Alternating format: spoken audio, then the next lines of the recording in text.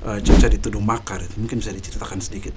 Tidak perlu mendetail, tapi yang paling ya bisa klarifikasi lah. Yang pertama itu saya terima kasih pada Tuhan dulu, karena Tuhan baik, sudah memberikan saya satu mental yang kuat ya, bisa menghadapi tantangan dengan tuduhan makar. Entah makar itu kue kah atau minuman, saya juga bingung. Tapi itu saya bilang, alhamdulillah, saya terima kasih, puji Tuhan, saya masih diberikan kekuatan dari Tuhan untuk menghadapi tuduhan itu.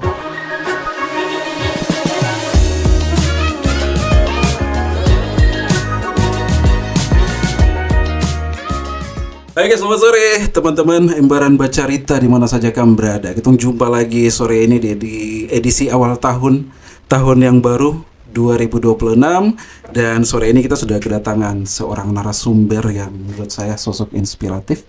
Kita langsung saja kenalan dengan, saya panggil Caca saja. Siap, Caca. Caca Siti Hajar Uswanas yang juga selaku Ketua Jaringan Perempuan Perubahan FAK-FAK. Selamat sore Caca. Selamat sore, salam baik semua. Selamat tahun baru ya.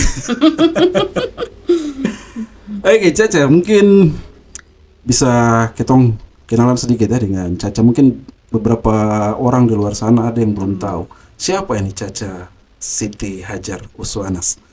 Caca Siti Hajar Uswanas ya saya sendiri. Saya familiarnya dipanggil Caca memang. Sebenarnya itu kan panggilan saya buat saudara perempuan. Tapi lebih biar tren itu Cati saya. Jadi Cati. Singkatan Cati, Caca Iti. Ya.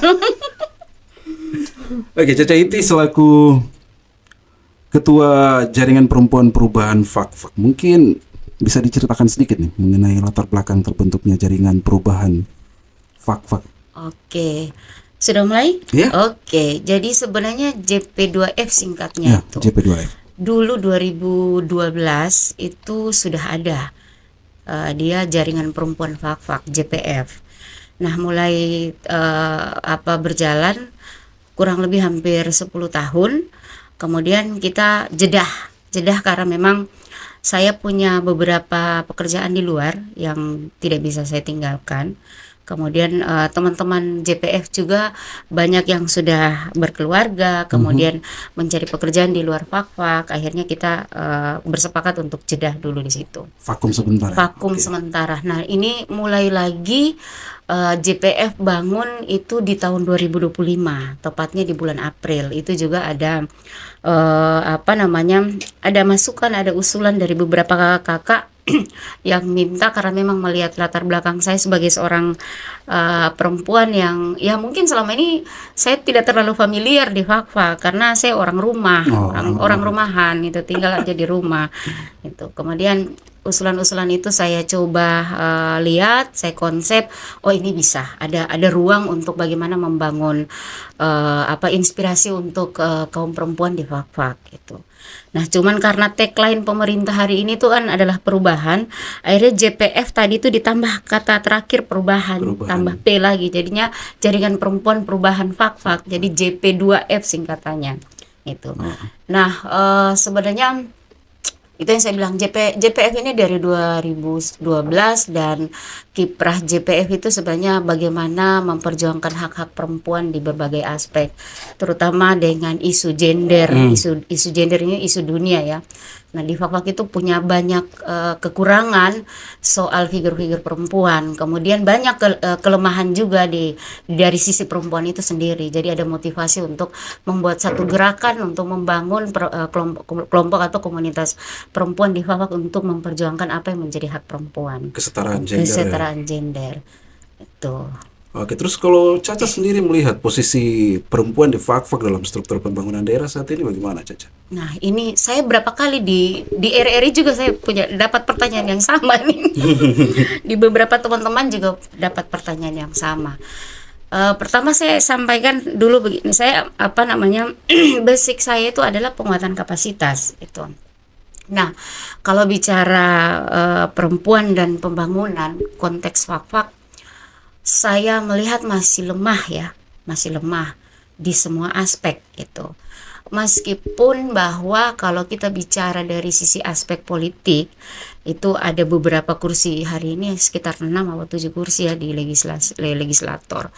Cuman minta maaf bahwa saya tidak menjamin berapa figur perempuan yang ada di kursi DPR ini bisa memperjuangkan hak perempuan. Kalau dari sisi politik aja, di legislasi aja udah tidak bisa, bagaimana dari aspek yang lain itu. Meskipun dari aspek birokrasi banyak perempuan yang menjadi kepala dinas, punya jabatan-jabatan penting, tapi belum nampak apa sih yang menjadi kewenangan mereka duduk memegang jabatan kemudian memperjuangkan hak-hak perempuan. Sampai dengan saat ini di Fakfak untuk konteks itu belum saya lihat secara belum terasa secara signifikan. Kalau contoh sederhana keberpihakan itu seperti apa, Caca? Menurut Caca? Iya, kalau kita bicara keberpihakan khusus untuk perempuan ya, perempuan ini adalah seorang ibu gitu. Kalau dari sisi agama perempuan itu tiang agama, dari sisi negara perempuan tiang negara gitu. Tanpa perempuan negara ini bisa kacau, dan tanpa perempuan agama juga itu bisa dipertanyakan. Kenapa? Karena seorang perempuan ini membentuk karakter manusia dari mulai dia hamil. Itu sudah ada janin yang tumbuh di dalam rahimnya, sudah ada karakter yang harus perempuan siapkan. Setelah itu dia melahirkan, dia harus jaga, dia membesarkan dengan membina, membentuk karakter anak-anak, membentuk karakter generasi itu. Nah, kalau perempuan ini tidak diberikan porsi yang cukup, porsi yang sesuai, semua pembangunannya juga akan menjadi sebuah pertanyaan yang negatif. Bagaimana pembangunan bisa jadi baik, bisa berbangun secara baik dan aman ke depan kalau perempuan ini tidak mendapatkan porsi yang cukup, porsi yang sesuai. Benar ya. Terus kalau begini, Caca, Fakfak sekarang ini kan sedang berkembang pesat, sesuai juga dengan program pemerintah ya, perubahan. Menurut pandangan Caca itu di sektor mana peran perempuan paling krusial bagi kemajuan Kabupaten Fakfak? Sektor pendidikan. Sektor pendidikan. Iya. Ya. Karena dari pendidikan itu tadi saya bilang ada pembentukan karakter, pembentukan mindset, pembentukan pola pikir. Generasi ini ada di perempuan, ada di ibu, gitu, ada di wanita. Nah, kalau sektor pendidikan, jadi ini sedikit sebenarnya kalau mau dianggap kritis juga tidak apa-apa, gitu. Kan tidak ada yang melarang kalau kita mengkritisi pemerintah ya. Jadi jangan kita terngiang dengan pendidikan gratis, dengan bla bla bla gratis. Tapi kalau pembentukan karakter terhadap generasi, terutama anak-anak sekolah itu tidak ada itu. Oke, kita boleh senang anak-anak terima pakaian seragam gratis, terima pendidikan di uang sekolah sudah tidak dibayar, semuanya gratis.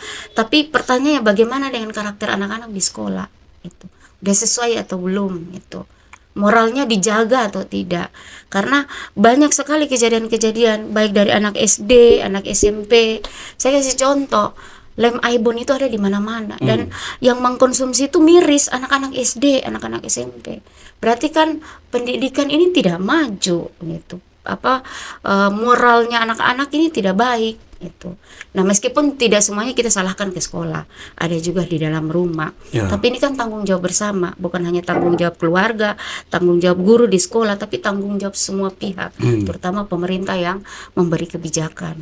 Oke, kaitan dengan yang tadi Caca bilang ya, pendidikan tadi itu, sejauh mana saat ini peran dari JP2F terlibat atau paling tidak memberi masukan ke pemerintah? Ini JP2F ini lembaga baru. Itu. Dia baru punya akta itu tanggal 27 November 2025. Oh, baru 1 bulan kemarin. Masih basah ini. Masih basah, baru lahir gitu. Tapi orangnya sudah lama. Ya, orangnya sudah lama. Nah, memang kalau ruang diskusi secara langsung dengan pemerintah sih belum sampai dengan saat ini. Tapi secara person udah kita bangun komunikasi. Nah, JP2F sekarang juga lagi mempersiapkan project untuk tahun 2026 itu pertama bagaimana membangun mindset berpikir dulu soal perempuan di Fakfak. Sekarang ini kan lagi tren UMKM naik kelas, bicara sisi ekonomi harus ditingkatkan dan lain sebagainya. Tapi bagaimana ekonomi mau ditingkatkan kalau karakter mental kita belum kuat? Itu. Nah, ini yang saya coba desain program untuk bagaimana penguatan kapasitas terhadap komunitas-komunitas perempuan yang ada di Fakfak, baik dari kampung sampai ke kota. Itu. Karena saya coba lihat data di Kesbangpol itu komunitas ataupun perkumpulan ataupun organisasi perempuan sudah ada di angka 100 lebih yang terdata di Kesbangpol. Cuman jadi pertanyaan saya, ngapain ya banyak-banyaknya? Dong bikin apa sebenarnya begitu. Cuma tidak ingin menjustifikasi, hanya saya pingin supaya sekian banyak komunitas atau perkumpulan perempuan bisa nggak kita sama-sama duduk. Setidaknya punya peran ya. Iya, kita sama-sama. Jadi ketika kita menyuarakan hak perempuan sama-sama, tidak sendiri, tidak JP2F sendiri atau siapa sendiri gitu. Terus kalau begitu cara merangkul atau merekrut perempuan di Fak-Fak untuk bergabung ke JP2F itu seperti apa, Cik? Kalau di JP2F itu terbuka untuk siapapun, bahkan laki-laki juga masuk tidak jadi masalah gitu, karena kita bicara tagline perubahan. Kalau perempuan sendiri tanpa laki-laki juga kan pasti pincang gitu. Nah, rekrutmen itu saya membuka ruang seluas-luasnya untuk siapapun. Yang penting patuh terhadap SOP, patuh terhadap anggaran dasar rumah tangga itu. Itu yang paling penting. Nah, rata-rata kelemahan kita bukan cuma di sisi perempuan ya, kelemahan kita anak-anak muda di Fak-Fak itu punya niat bergabung dalam sebuah organisasi tapi belum paham tentang apa itu organisasi. Nah, itu menjadi PR saya, menjadi tantangan saya untuk harus terus banyak mensosialisasikan apa itu organisasi.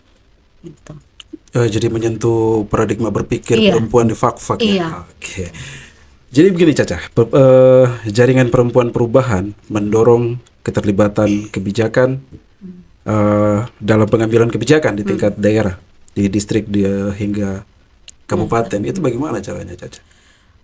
Itu yang saya bilang, ada desain-desain project, ada desain-desain program yang bersentuhan langsung dengan masyarakat. Jadi ya karena memang kita belum punya, sebenarnya banyak yang tadi saya bilang, banyak anggota DPR perempuan, cuman kita belum ada ruang, belum ada tempat khusus untuk sama-sama berbagi cerita. Sebab kalau misalnya saya desain tapi tidak ada yang menyuarakan di DPR juga kan sama itu. Saya punya kelemahan di situ. Nah, saya beberapa waktu sudah mencoba untuk bangun komunikasi dengan teman-teman. Kira-kira ada waktu supaya kita duduk bicara sama-sama. Teman-teman DPR punya tanggung jawab untuk ini, memplotkan ini. Nanti desainnya kita yang bantu akan desain. Tujuan kita adalah bagaimana kepentingan masyarakat Fak-Fak di berbagai aspek itu bisa tertuang dari sisi perempuan gitu. Cuman ruang itu yang belum saya dapat gitu. Itu kelemahan gitu. Saya tidak tahu apakah teman-teman, mudah-mudahan teman-teman perempuan di DPR bisa mendengar ini dan memberikan waktu dengan buat saya di JP2 untuk membangun komunikasi. Duduk bersama dan cerita dan berbagi cerita, minum kopi gitu. Sesuai dengan kearifan lokal di Fak-Fak kan, sambil mehak sambil cerita. Kita bicara terkait dengan kearifan lokal nih Caca. Bagaimana perempuan Fak-Fak khususnya JP2F itu menjaga keseimbangan antara peran tradisional adat dengan tuntutan peran modern dalam pembangunan? Iya. Saya dulu pernah 2012 itu saya diminta menjadi salah satu narasumber di Universitas Indonesia itu lewat daring, dan konteksnya tentang perempuan dan adat, perempuan dan hutan. Nah, saya prinsipnya begini, mau semodern apapun kita, budaya kearifan lokal tetap kita jaga. Sepanjang itu kita tidak merubah norma-norma yang ada. Nah, kalau bicara kesenjangan hari ini, memang soal kearifan lokal, soal budaya itu kita mulai mengalami kemunduran kemunduran ya, meskipun orang bilang tidak signifikan, tapi kalau saya nyatakan bahwa kemunduran itu yang sangat signifikan. Contohnya apa nih Caca? Contohnya satu, generasi kita ini sudah tidak bisa bicara pakai bahasa daerah. Ketong Kamong ini macam sudah terlupakan. Kalau Ketong Kamong ini kan rata-rata orang Indonesia Timur ya, Maluku, Papua tuh Ketong Kamong sama. Tapi kita bicara bahasa ibu, orang Fak-Fak ini punya bahasa cukup banyak. Misalnya bahasa Onim, bahasa Iha. Saya sendiri saja sudah tidak bisa begitu. Itu salah satu kemunduran yang sangat signifikan. Bicara soal budaya dan kearifan lokal. Belum lagi kita bicara budaya-budaya yang lain, misalnya budaya makan minum, budaya tarian dan lain-lain. Nah itu sangat signifikan. Sanggar-sanggar di sini juga kurang sekali minim. Mungkin sanggar Tomandin Ya itu yang paling sering itu ya yang muncul. paling sering muncul. Cuman kan tidak tersosialisasikan dengan baik. Kemudian tidak membangun kolerasi dengan komunitas-komunitas sanggar yang lain sehingga bisa seimbang begitu. Nah itu menurut saya terjadi penurunan, terjadi pengunduran yang signifikan soal kearifan lokal. Terus untuk mencegah hal itu tidak terus terjadi, JP2F melakukan apa, Caca? Pertama itu saya lagi-lagi karena penguatan kapasitas, saya lagi-lagi bicara soal karakter, mindset, moral gitu. Nah, waktu Hari Kartini 2025 kemarin saya menyuarakan untuk stop membuli. Karena perempuan itu biasanya yang paling rentan itu saling membuli satu dan yang lain. Nah, itu titik lemah perempuan, tidak bisa berkembang itu. Nah, bagaimana untuk tetap mempertahankan kearifan lokal dan lain-lain, itu ada satu desain yang baru saya rencanakan baru 1 minggu kemarin. Saya lagi usulkan untuk cari pendanaan di luar itu. Nah, pertama itu kita pelajari dulu kearifan lokal yang sudah terkikis habis itu.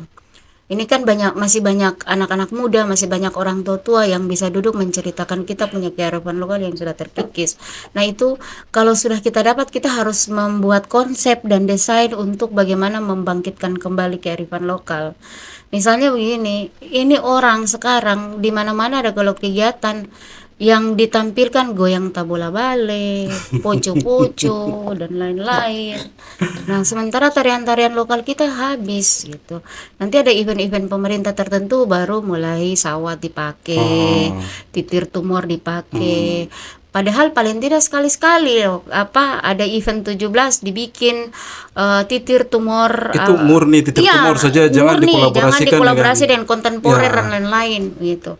Terus kalau mau bikin lomba kreasi titir tumor, tari sawat dan lain-lain. Masih banyak tarian-tarian lokal di kampung-kampung yang hilang, yang tidak nampak. Misalnya di Goras ada tarian burung, di Karas ada tarian gaba-gaba, papan dan lain-lain. Banyak sekali itu. Kemudian kalau dari konteks makanan tradisional juga terkikis habis karena orang lebih senang makan kue jadi gitu. Kue yang non lokal malas gitu. Padahal makanan non lokal itu sehat loh. Mungkin dapat contoh kecil sekarang mungkin ya, kalau teman-teman sering scrolling medsos itu tahu. Kalau dulu lontar itu cuma konsumsi orang Fak-Fak ya Caca ya. Sekarang di luar Fak-Fak juga orang bikin lontar dan berinovasi. Padahal dulunya itu kita kue lokal.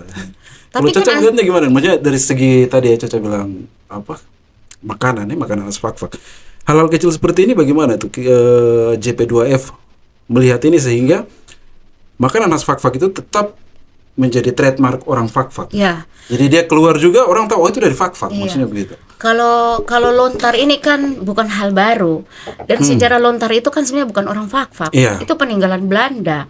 Nah, sekarang kalau mau jadi lontar itu adalah brandnya orang Fak-Fak, dimix pakai misalnya sekarang lagi tren itu orang bikin lontar pala.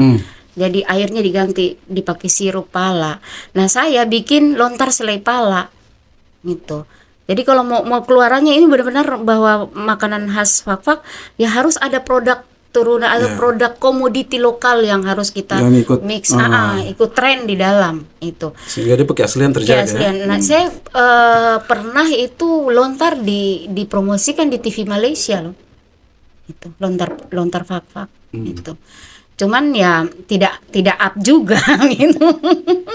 Nah, kalau saya sih bicara budaya makan minum orang Fak-Fak, saya masih tertarik itu bikin makanan keladi rebus. Keladi itu direbus pakai daun gedi, kayak begitu-begitu. Terus disaji di daun, gitu. Kayak orang Ambon bikin patita macam-macam. Saya lebih ke situ, gitu. Ketimbang penyajian-penyajian yang sudah modern ya, itu. Jadi di konsep saya 2026 itu rencana ada satu kegiatan UMKM namanya. Tapi yang tampilannya itu semua makanan khas Fak-Fak yang tidak ada tepungnya. Gitu. Silakan mau pakai tepung tapi harus tepung dari sagu. Mau pakai tepung harus tepung dari Kasbi. Orang sini bilang Panggala. Mau pakai tepung dari Komo, Keladi. Itu. Jadi Intinya kearifan lokal. kearifan lokal harus dijaga. Salah satunya itu. Jadi ketika bicara UMKM ya kita prioritas dulu UMKM kearifan lokal. Kalau bicara terkait dengan pemberdayaan ekonomi dan sosial itu, potensi ekonomi di Fak-Fak ini kan sangat besar, Caca. Sangat. Terutama di sektor pala dan pariwisata. Ya.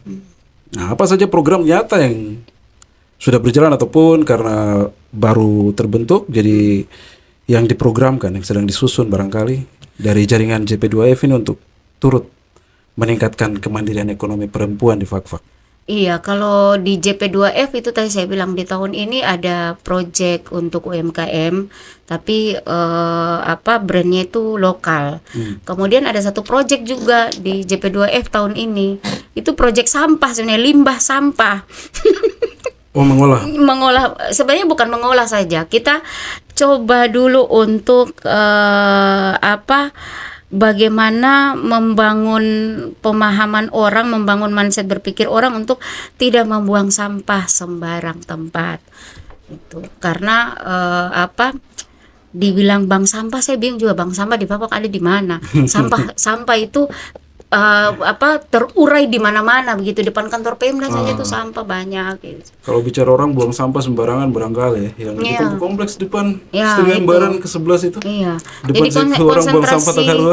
Konsentrasi saya JP2F di tahun ini 2 itu, UMKM dengan produk lokal, kemudian sampah. Itu yang lagi saya siapkan. Malah ada saya bikin kampanye untuk sampah. Sampah dan hutan ya. Untuk 2026 di langkah awal UMKM produk lokal, sampah dan hutan. Jadi saya bikin saya ada ini, saya baca biar satu kali ini saya bikin ada istilah jelas. Iya, jadi ada istilah daripada ko jaga orang po mama lebih ko jaga hutan. saya ada bikin tadi malam coret-coret daripada nonton orang tembak petasan tuh terhadap pemanfaat. Saya minta bantu kakak laki-laki bantu saya bikin tagline untuk JP2F. Jadi tadi sebelum saya ke sini dia bilang coba kok baca-baca dulu ini udah pas kah belum?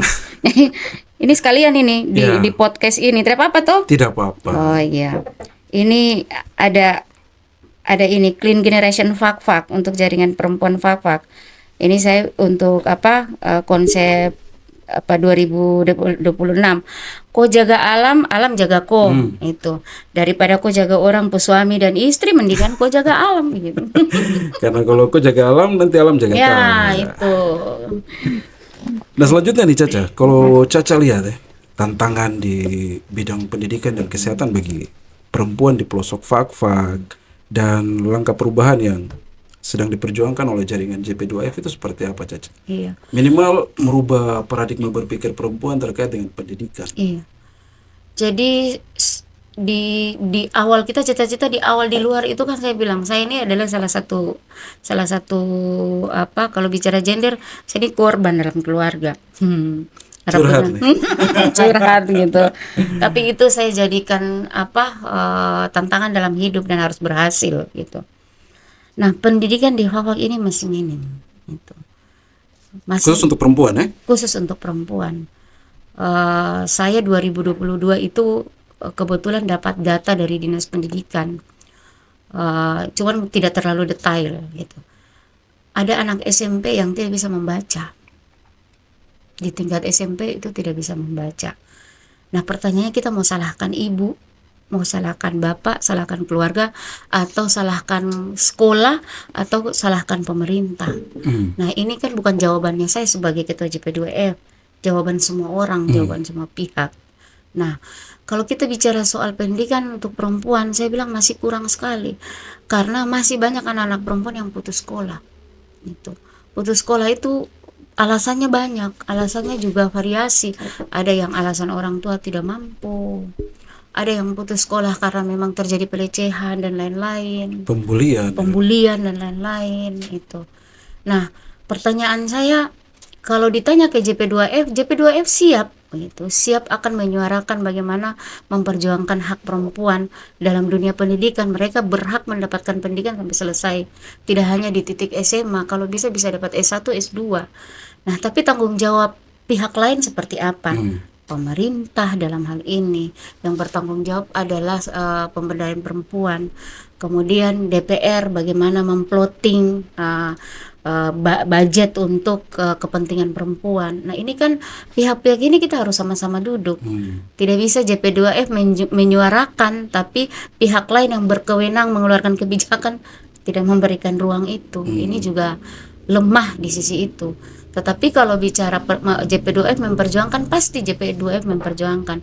Dengan langkah pertama kita akan lakukan advokasi pendidikan khusus perempuan dari kampung. Data harus kita punya berapa. Jadi mereka didampingi iya, untuk harus didampingi mendapatkan pendidikan yang memadai ya. Iya. Terus sekarang kita bicara tentang tantangan dan harapan. Saya jawab kesehatan dulu. Oh ya, kesehatan belum. Saya terlalu ingin bertanya sama Caca ini, saya lupa kalau Caca tadi ada tanya kesehatan juga. Kesehatan ini ya terserahlah siapa yang mau bilang saya mengkritisi, silakan saja. Tapi saya jujur, saya miris dengan isu stunting di Fakfak gitu. Kenapa saya bilang saya miris dengan isu stunting di Fakfak? Data stunting itu saya jadi menangis gitu. Karena bagi saya data stunting itu belum akurat gitu. Sebab ya tahulah pemerintah ya, itu pasti mencari proyek dan lain-lain. Cuman kalau bicara isu stunting di Fakfak ini, semua pihak juga harus terbuka gitu, terutama dari rumah sakit dan dinas kesehatan gitu. Kita belum bicara isu stunting gitu, kita sudah bicara lagi 3 huruf. Kemarin-kemarin di Fakfak lagi up 3 huruf, Fakfak Tengah paling banyak, beberapa distrik gitu. 3 huruf ini HIV ya? Iya, HIV. Saya tuh bicara HIV. 3 huruf. Nah, ini kan mempengaruhi sekali gitu. Mempengaruhi sampai di psikologi mental, terutama di generasi. Itu akan takut bergaul, takut berkecimpung dengan suasana di luar. Oke, tapi kalau kita bicara soal data stunting dan HIV biar tidak menimbulkan persepsi yang macam-macam Caca, mungkin sevalid apa dia punya data yang Caca dapat? Karena kalau yang saya lihat program pemerintah khususnya dinas kesehatan dalam program mencegah dan mengatasi stunting itu luar biasa, dia punya pergerakan. Iya, saya pingin data stunting itu lebih akuratnya begini. Kalau memang ada presentasinya ya, berapa sih jumlah orang Fakfak yang menderita stunting? Presentasinya berapa gitu. Jadi tidak asal menulis angka di dalam tabel lah kayak gitu. Begitu juga dengan HIV. Artinya isu-isu ini membuat masyarakat kecil di bawah itu jadi terganggu mentalnya, psikologinya terganggu gitu. Kalau bicara stunting ini kan dari ibu hamil itu. Iya, benar. Dari ibu hamil kan bicara stunting. Stunting ini kalau istilah manusia yang ukuran tingginya tidak sesuai ya, tingginya tidak memenuhi standar. Nah, pertanyaan saya di Fakfak ini ada berapa banyak presentasi orang ibu hamil yang melahirkan bayi yang sudah bisa diprediksi dia tingginya tidak sesuai dengan manusia normal. Itu maksud saya data yang akuratnya seperti itu. Jadi tidak hanya menulis angka dalam tabel itu. Karena saya merasa terganggu karena psikologi orang pasti akan terganggu dengan itu. Nah, pertanyaan ibu-ibu hamil ini, kita harus merawat janin ini seperti apa begitu. Nah, perhatian pemerintah dalam hal ini rumah sakit, posyandu, puskesmas ini kan mereka yang punya peran. Nah, cara mereka melayani ibu hamil supaya terhindar dari stunting itu seperti apa gitu. Karena kan kalau kita lihat di posyandu-posyandu ini paling setiap posyandu kacang hijau, susu, biskuit dan lain-lain. Oh, jadi kalau menurut Caca itu belum memenuhi ya? Belum memenuhi. Tapi kalau yang saya lihat itu memang sudah ya ada digalakan berbagai upaya-upaya sosialisasi terkait dengan stunting. Nah, tapi kalau JP2F sendiri ke depannya terkait dengan isu yang tadi Caca bilang, langkah apa kira-kira yang harus dilakukan oleh JP2F? Paling tidak mungkin ya berkolaborasi dengan pemerintah untuk hal-hal negatif itu bisa diatasi. Lagi-lagi pasti advokasi di langkah awal itu, data yang kita butuh. Data dulu, karena bicara pencegahan ini kan orang bilang pencegahan ini kan gampang saja. Tapi kalau pencegahan tanpa data ini bahaya. Berarti data ini harus akurat dan harus jujur ya. akurat, Berarti di sini yang jujur. dibutuhkan kejujuran. Iya, data. Saya yakin dan percaya pemerintah ini punya data tidak kurang. Ya, itu betul. Tapi JP2E bertanggung Nah. jawab lah untuk membantu Ya, pemerintah soal betul, itu. betul. Itu pasti. Itu. Kita bicara terkait dengan tantangan dan harapan nih Caca. Nah, mulai mungkin dari pribadi ya Caca. Iya. Hambatan terbesar yang dihadapi perempuan di fak-fak untuk bisa tampil sebagai pemimpin atau penggerak perubahan di lingkungan mereka. Mungkin kita mulai dari Caca pengalaman pribadi barangkali. Ada hal-hal apa yang mungkin dulu pernah Caca alami jadi tolak ukur sehingga jangan sampai generasi mendatang tuh dapat Kalau saya tantangan sederhana, ego. ego. Ego itu adalah tantangan yang paling besar. Kalau ego masih tersimpan di sini, kita tidak akan bisa pernah jadi apa-apa. Gitu. Ego ini seperti apa nih ego? Ego tuh bagaimana ya, tidak pernah memberikan ruang kepada orang lain. Jadi istilahnya ya saya sajalah, jangan orang lain. Dan itu yang terjadi di fak-fak. Khusus di kita perempuan, titik lemah kita di situ, ego. Kita masih main di perasaan begitu. Jadi kalau perempuan main di perasaan mah bahaya. Kalau Caca pribadi pernah tidak mengalami hal-hal seperti itu? Artinya saya ingin ini tapi karena tuntutan sosial seperti ini saya jadinya mending saya begini saja. Oh, sudah pasti makan garam itu. Coba diceritakan sedikit dong. Saya itu kecil cita-cita jadi pengacara atau jurnalis. Tapi karena memang lahir sebagai cucu perempuan pertama dari anak laki-laki pertama, tidak diizinkan untuk sekolah di luar fak-fak gitu. Tapi saya tidak menjadikan itu satu hal yang membuat saya harus jatuh atau drop. Saya anggap di zaman saya lahir tahun 79, jadi waktu zaman-zaman itu kan masih orang tua masih berpikir anak perempuan ini takut ada hal-hal yang tidak bagus ya gitu. Jadi ya sudahlah, saya mengikuti apa yang menjadi kata hati orang tua itu sambil belajar itu. Jujur bahwa saya SMA itu ada 3 SMA gitu. Dan saya alami itu. Pertama saya masuk di SMA Negeri 1, kemudian saya pernah sekolah di Alia, dan terakhir saya di SMEA, baru bisa lulus di SMEA. Setelah itu pingin kuliah di luar tidak bisa, akhirnya saya masuk di Setia Asafiyah. Dan saya tidak selesai juga di Setia Asafiyah. Ya begitulah, karena memang apa yang saya jalani tidak sesuai dengan apa yang jiwa yang tertanam itu.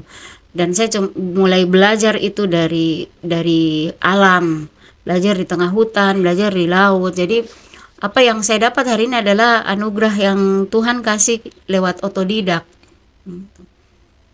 Begitu. Jadi tantangan pertama itu adalah bagaimana turunkan ego.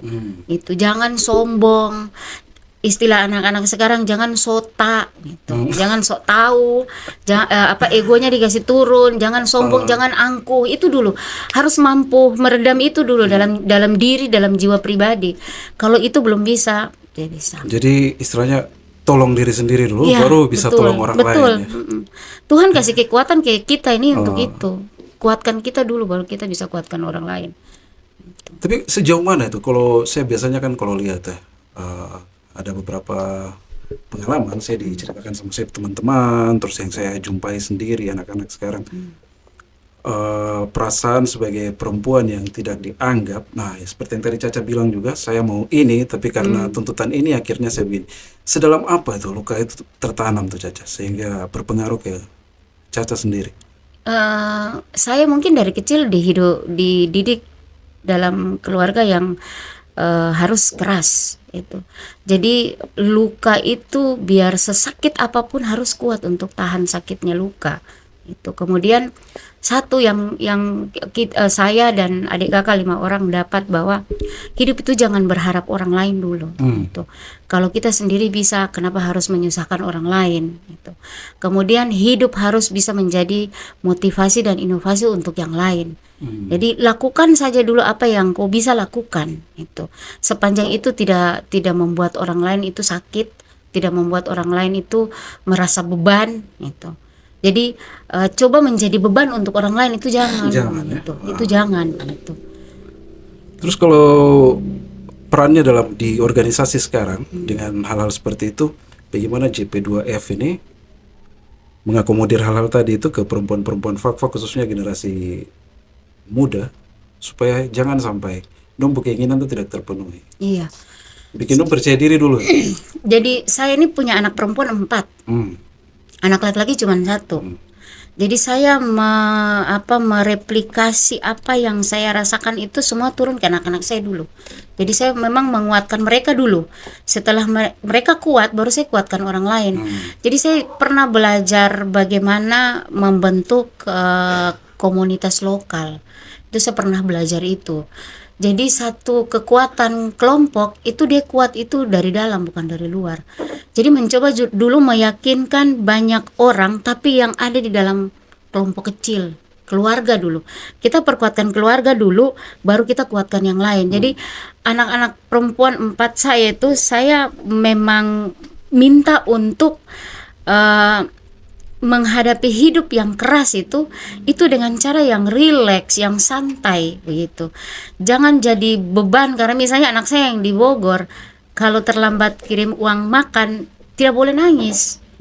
Harus cari kerja, cuci piring ke toko-toko, jaga toko atau apa begitu. Nah, begitu juga dengan anak-anak perempuan 3 saya yang lain. Kalau bisa usaha harus usaha, bikin roti jual, bikin pisang goreng jual. Gitu. Jangan berharap ibu, jangan berharap bapak, jangan berharap om, tante dan lain-lain. Usaha dulu sendiri, nanti sudah tidak mampu baru kita kasih bantu gitu. Nah, itu saya bangun di situ. Begitu juga dengan adik-adik perempuan, ipar-ipar, keluarga, itu yang saya bangun. Jadi dari lingkup keluarga dulu Lingkup baru keluar keluarga. ya. Sebab karena begini menyatukan kepala banyak orang itu susah. Susah menyatukan kepala banyak orang. Nah, kita harus pelan dulu bangun yang sesama kita setiap hari karena kita sudah membaca karakter mereka. Jujur saya sampaikan di April 2025 kemarin itu ada 110 perempuan yang tergabung dalam JP2F. Saya benar-benar mendapatkan satu tantangan yang luar biasa. Biasanya itu saya hanya jalan ke tempat untuk bercerita, membagi cerita dan lain-lain. Kali ini saya dihadapkan dengan 110 orang yang ada dalam satu grup WhatsApp dengan berbagai macam rangkaian pikiran itu. Tapi ya saya coba untuk tenang menghadapi semua dan puji Tuhan alhamdulillah kegiatannya bisa berjalan sampai dengan sukses itu. Jadi memang diajarkan untuk bagaimana menghadapi semua tantangan itu dengan rileks, santai, tenang. Dan jangan jadikan satu hal itu adalah masalah yang besar. Jadikan itu masalah yang kecil gitu. Kalau masalah yang besar ini otak penuh gitu. Jadi lihat segala sesuatunya tuh, itu bisa. Bisa, yakinkan bahwa bisa diselesaikan. Intinya tujuan tuh positif ya. Iya, harus positive thinking. Dan saya orang yang paling cuek, malas tahu dengan segala pembulian. Kalau bicara soal pembulian nanti kita akan bicara bukan tapi saya mau tanya nih. Kebetulan oknumnya ada di sini. Kalau kasarnya begitu.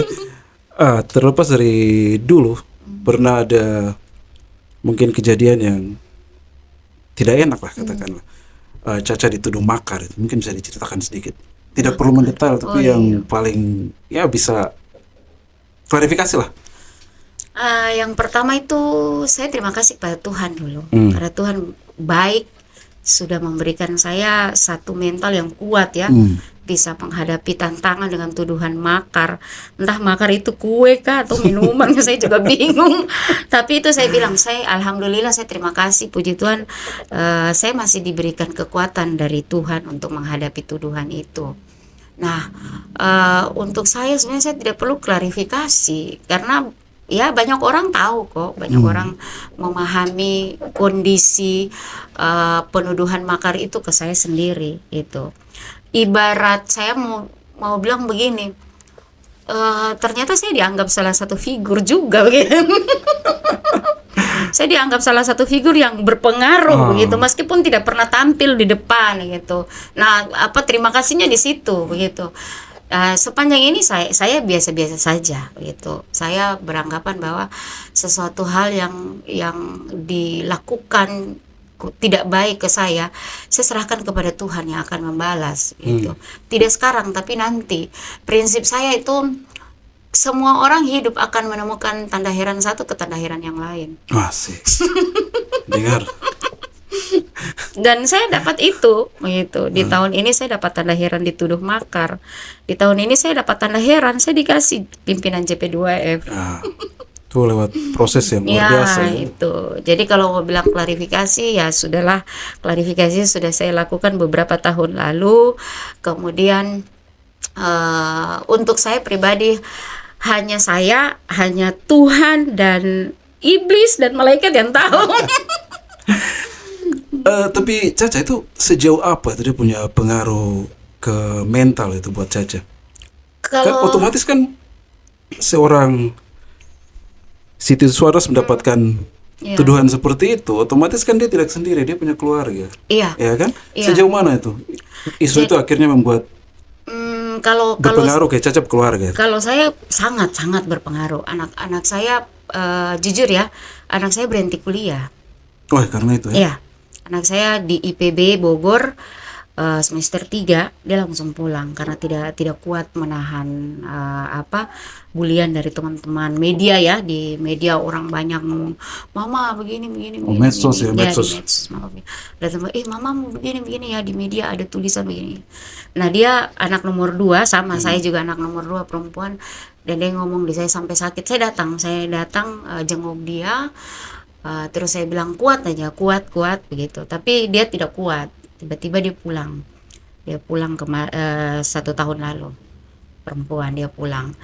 Nah, kalau yang lain-lain paling mama saya ya. Mama yang paling terpukul. Gitu. Terus kakak laki-laki dengan adik-adik. Semua kena dampak ya Iya. dari masalah makar itu ya. Iya, Tapi yang saya sayang mama gitu. pasti ya seorang ibu. Iya. Apalagi anak perempuan di Kok saya jadi nangis ya. Iya, karena mama kan bilang, saya lahirkan kalian untuk bantu bapak punya keluarga. Gitu. Tapi ya sudah, alhamdulillah lah puji Tuhan, sampai sekarang mama masih sehat kok. minum dulu. Ya, duh, kenapa jadi nangis Ya, ini? biasanya minum tuh kasih netral. Karena tadi saya berjalan, mama tanya mau kemana, saya mau podcast. Nah, kok podcast terus, saya terada ini dia adik-adik dorang gitu. Saya jadi bikin Caca ingat Bapak dan terima kasih nangis. banyak sebenarnya. Ya, itu pengalaman yang Iya. luar biasa ya Caca ya. Oke, itu mempengaruhi banyak hal dalam kehidupan Caca pastinya ya. Iya, pastilah, karena rumah saya juga kan dijarah tuh. Rumah dijarah, makanya itu yang bikin drop di situ. Tapi ya sudahlah, tidak apa-apa. Intinya tuh berarti Caca ini ya menganut sistem tabur tuai itu ya. Iya. Oke. Saya percaya Tuhan itu tidak menutup mata. Nah, Gitu. semoga hal-hal yang tidak mengenakan nanti diganti dengan sesuatu yang Amin. mulia. Insya Allah, Amin. Ya. Oke, kita santai-santai saja. Caca lagi minum dulu. Iya, minum dulu. hanya embaran bikin saya menangis ini. Luar biasa. Saya dalam hati begini, saya tegar ini, tapi hari ini saya bisa keluar air mata itu. Mengenang ya. Iya. Oke, yang paling akhir nih Caca. Pesan bagi generasi muda fak-fak khususnya adik-adik perempuan dorang supaya jangan cuma jadi penonton, Iya. tapi menjadi aktor. Syukur-syukur jadi perintis untuk perubahan di fak-fak. Apa? Yang pertama itu kuatkan mental untuk generasi perempuan. Kuatkan mental untuk menghadapi semua tantangan. Dan jangan pernah berkata sudahlah gitu. Kata sudahlah itu akan membawa kita di alam yang kurang baik gitu. Kemudian keberanian itu paling penting gitu. Jangan pernah bilang kata stop untuk maju gitu. Jiwa berani itu harus kita tanam sekuat-kuatnya dalam jiwa gitu. Kemudian jangan juga cepat rasa minder. Kelemahan perempuan itu di perasaan itu soal minder gitu. Jadi kalau kita sudah punya perasaan minder, kita akan kalah dengan yang lain gitu. Kemudian harus membuka ruang seluas-luasnya untuk bisa berbaur dengan yang lain. Sebab kalau cuma kita sendiri saja, kita tidak akan kuat gitu. jangan melihat orang dengan sebelah mata, jangan memandang orang dari satu sisi gitu. Jadi menganggap semua itu adalah teman, bukan lawan. Sehingga bisa tercipta kolaborasi yang Iya. memajukan. Dan itu menjadi tantangan buat saya, menjadi satu kelemahan di perempuan Fak-Fak di sisi itu memang. Jadi kadang kita masih saling membuli karena satu dengan yang lain itu masih kurang koneksi itu. Ketika satu yang sudah maju, dia tidak mau lihat yang lain itu. Nah, itu yang menjadi PR buat saya untuk merubah paradigma teman-teman perempuan, terutama komunitas-komunitas perempuan. Tadi saya bilang banyak organisasi perempuan tapi belum ada dalam satu arah dan tujuan yang sama. Gitu. Oke. Jelas ya, teman-teman perempuan. Nah, ini tadi saya bilang yang terakhir, ini yang paling akhir. Gak apa-apa. Sesuatu tentang Siti Hajar Uswanas yang orang belum tahu, yang hanya baru kali ini diungkapkan di Embaran Bacarita. Apa kira-kira? Saya kepala main kartu. Saya kepala main zong, saya kepala main gaplek, saya kepala pancing. Terus apa ya? Yang baik atau baik ya? Pokoknya itu yang belum pernah orang tahu di luar sana tentang Siti Hajar Uswanas. Yang orang ternyata. Oh ini, saya kasih tau teman-teman semua, jangan kamu lihat saya dari muka. Karena rata-rata orang bilang sapu muka itu bengis, tapi sungguh mati sapu hati melo gitu. Oke, Cati, terima kasih sudah datang di banyak Embaran Bacarita. Embaran, terima kasih banyak juga Embaran, saya luar biasa, apresiasi luar biasa buat Embaran. Oke, tetap sehat, tetap semangat. Amin, Semoga amin, amin. JP2F semakin maju ya di Amin, tahun 2026 amin. dan ke depannya. Oke. Sobat Embaran Bacarita, sekian kita obrolan dengan Cati, Caca Siti Hajar Uswanas di sore ini. Kita akan jumpa lagi di Embaran Bacarita edisi berikutnya dengan narasumber yang lain. Embaran Bacarita, medianya anak muda, informasi menjangkau Nusantara.